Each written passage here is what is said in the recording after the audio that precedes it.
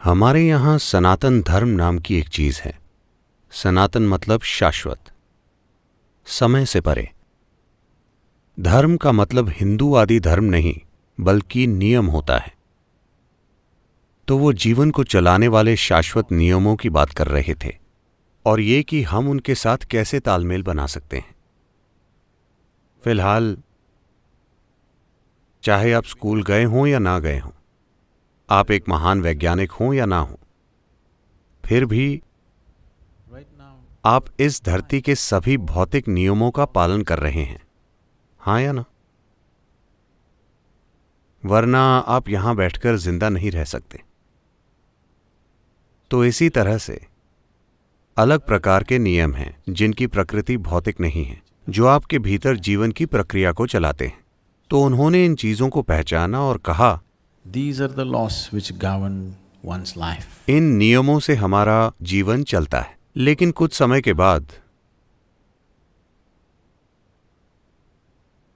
वो उत्साह से भरपूर इंसान जो पीढ़ी दर पीढ़ी पैदा हुए, इसमें अपनी चीजें जोड़ते चले गए According to the necessity of the day. उस समय के हिसाब से या अपने स्वार्थों के हिसाब से।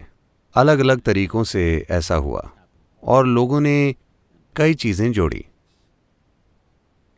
लेकिन मूल रूप से सनातन धर्म बस यही है।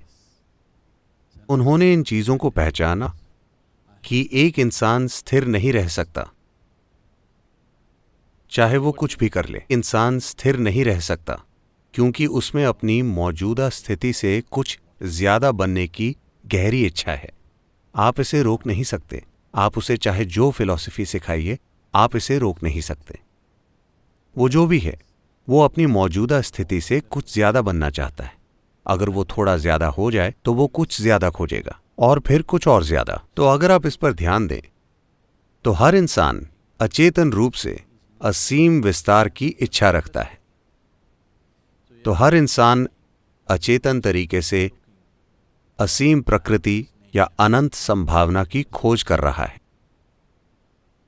या दूसरे शब्दों में कहें तो हर इंसान को जानबूझकर या अनजाने में सीमाओं से एलर्जी है। जब आप उसके अस्तित्व को खतरे में डालते हैं तो उसकी आत्म सुरक्षा की सहज भावना उसके लिए आत्मरक्षा की दीवारें खड़ी कर देंगी।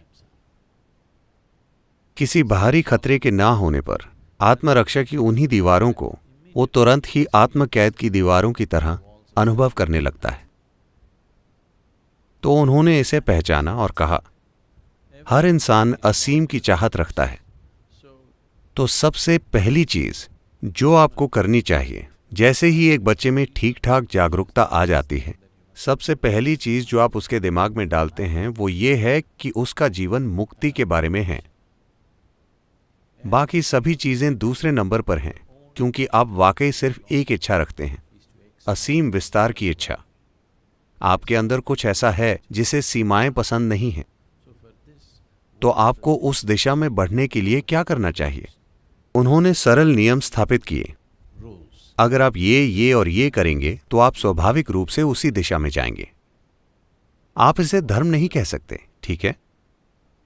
क्योंकि ये ऐसी जगह है जहां आपको आजादी दी गई है कि आप अपना खुद का ईश्वर बना सकते हैं।